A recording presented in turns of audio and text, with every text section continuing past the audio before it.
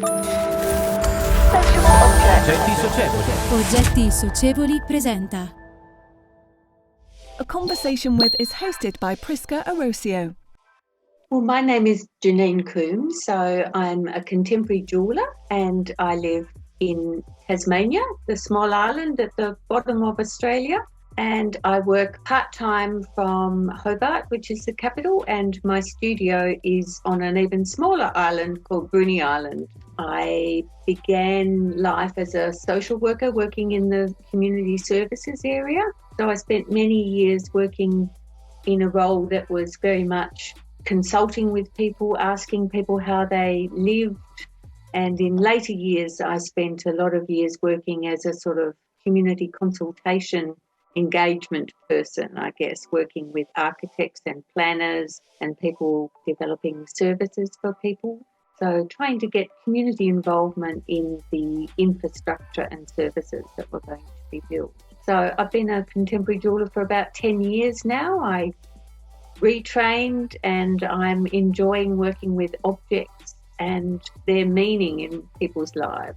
My practice at the moment is part commercial, so I make wearable contemporary jewellery, so, necklaces, earrings, brooches, those sorts of things, small sculptures I would call them. And the other part of my life is doing research. I've just started a Master of Fine Arts research project, which is part of what we're going to talk about today, which is about objects. The reason why actually we wanted to talk to you is because of your research project that it's about contemporary jewelry and object. I would like you to start talking about this and maybe how did the object play a role in your life in relation to what you did as a job before. So my research project is a beautiful title, I think. It's called Paper Towns and Abandoned Places, Contemporary Jewellery and Object Responses to What We Take, What We Cast Off and What Might Have Been. So my project is essentially using the idea of abandoned, ruined places, which seem to have such fascination for us as humans. And in particular, looking at the small objects that people leave behind when they, desert a place.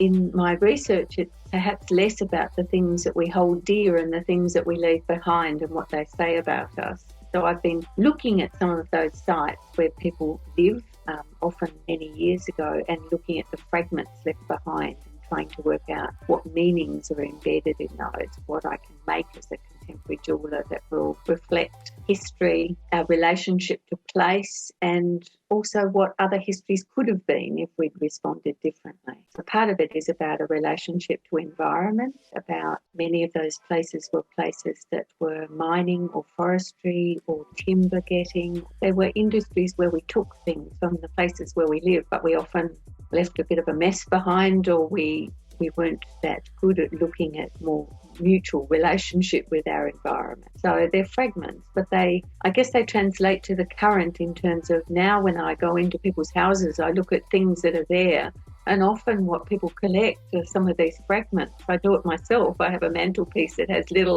tiny little bits of ceramic shards that I've collected from, a place where a house used to be where there's been a fire, or there's something very powerful in those fragments. So as part of the research, I've been reading about the meaning of fragments. Is something more meaningful when it's part of a whole that's missing, because of our imagination, how we love to fill in the missing part. What is the meaning for those, and what can I make with that sort of meaning? And I guess relating it to my old life, I think I was very privileged in working as a social worker as well, because I visited so many people's homes over those years. When I read sort of sociological texts about, or writers who write about, the objects in people's homes and what they mean to them and what they say about them, I think I've had this privilege of visiting, hundreds, thousands of people over those years and being in their homes and seeing what's around them and what matters to them, what they have, what they keep, what they don't have, what they desire. So I think it gives me a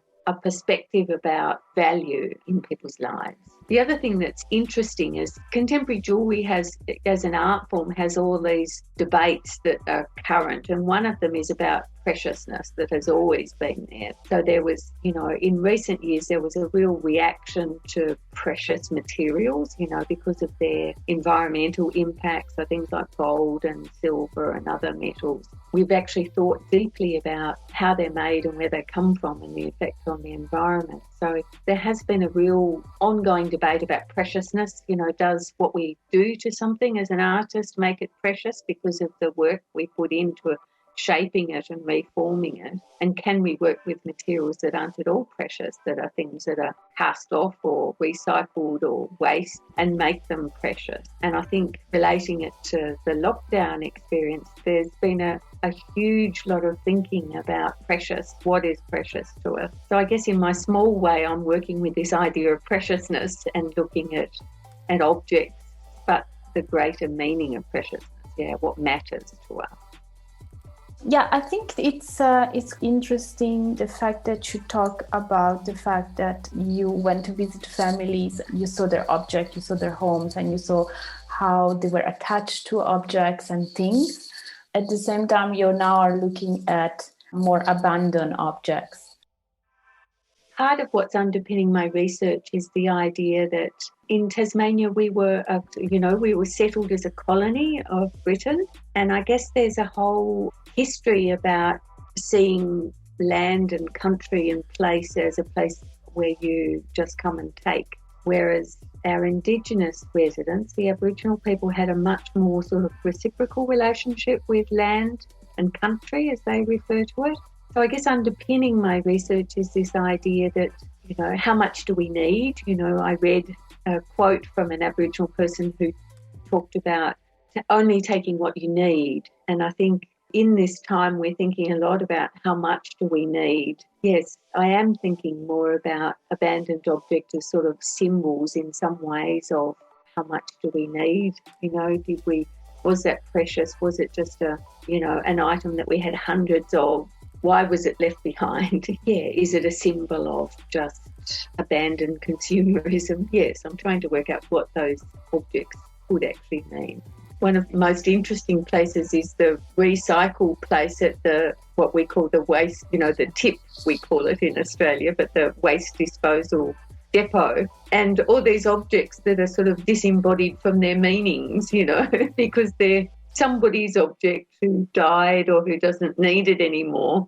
So that's why I sort of became interested in this idea of the things we cast off, because they're sort of, in some ways, they're without their meaning because the person doesn't need them anymore, but they do have another meaning, either as a material to work with or somebody's invested all that energy in making it, or that it has another meaning, but it's not the same meaning as the first person's connection to it, why they bought it or why they inherited it, or so easily just throw things away these days. And I think they have inherent value.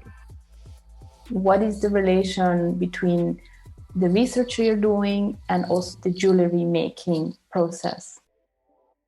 At this stage of my research, I'm working mostly with the idea of the fragment. I'm using some old pieces of tin, which I've recovered, which are sort of waste products. So they were used as a label for apple on apple farms. They were used as a stencil to put numbers on the outside of the crate, and the apples would have been sent to Europe. So it's a nice piece of sort of tin, which relates to the site because it was also a tin mining area. So I've been cutting up the pieces of tin and engraving lines of old maps and text into the tin, using the fragments to make necklaces. I guess part of the idea I've been exploring is the idea that a lot of writers talk about objects on one hand and text being something quite separate, that the text is used to describe the object, to give you more information about the object. So I'm trying to embed text into the pieces as a way to add more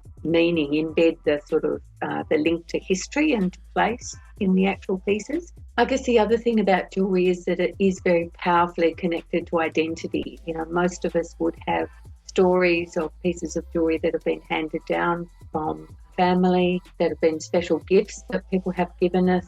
So it has a very strong sort of symbolism. Unlike any other sort of art form, it's actually worn on your body. So it has a clear link to identity. So what I'm trying to do is find words and shapes and forms that somehow evoke identity in this particular place. It won't be like some of my other contemporary jewellery, which is much more commercial in the sense more connected to plant, iconic sort of shapes that people associate with this island and its environment. This will be more connected to people and history. It's trying to find a wearable form of expression that is about identity but is connected to a particular history in a particular place. The idea is that the jewellery itself will actually tell a story about a specific place and what's happened in that location.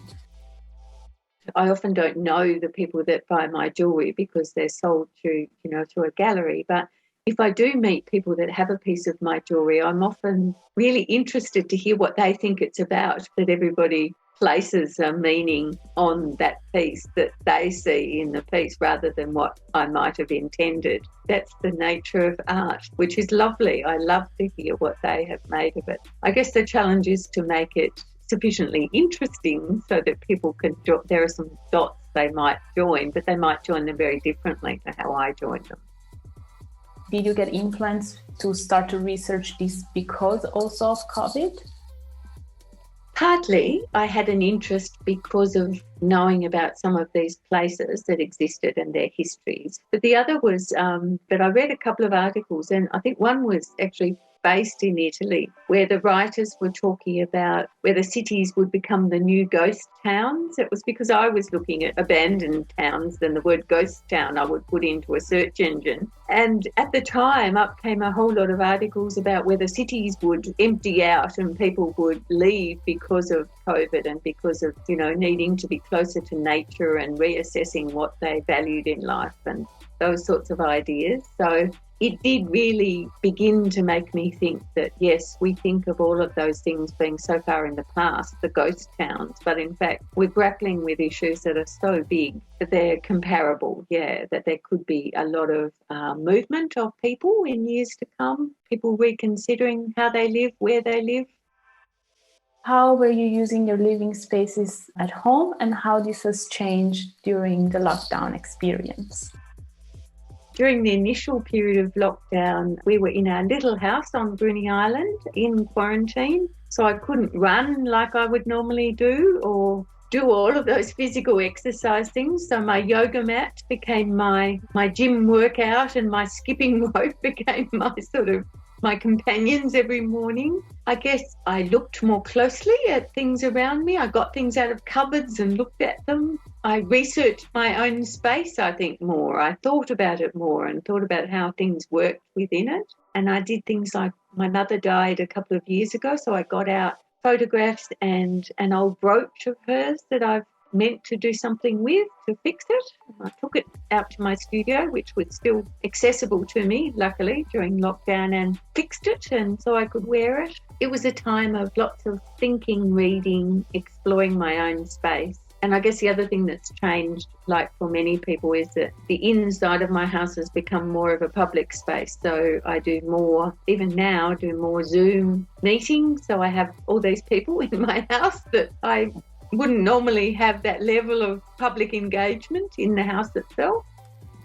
What type of value do you personally give to objects and how this has changed during your lockdown experience?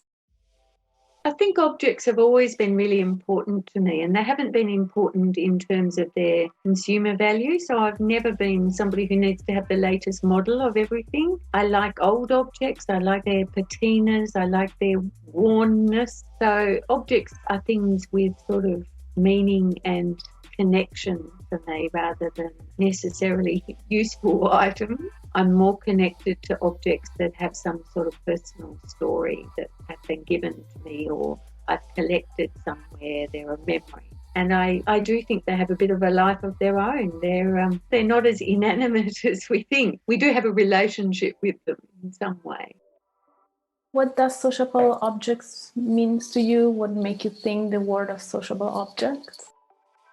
I guess when I think about it, I think the things that add pleasure and meaning to my life. So they're objects that add value to my life. It would be less rich without object in it. They're things that I relate to. They might not be sociable in terms of having a conversation with, but they're things that have meaning and that I have a relationship to. They mean something to me. Yes, they add value to my life.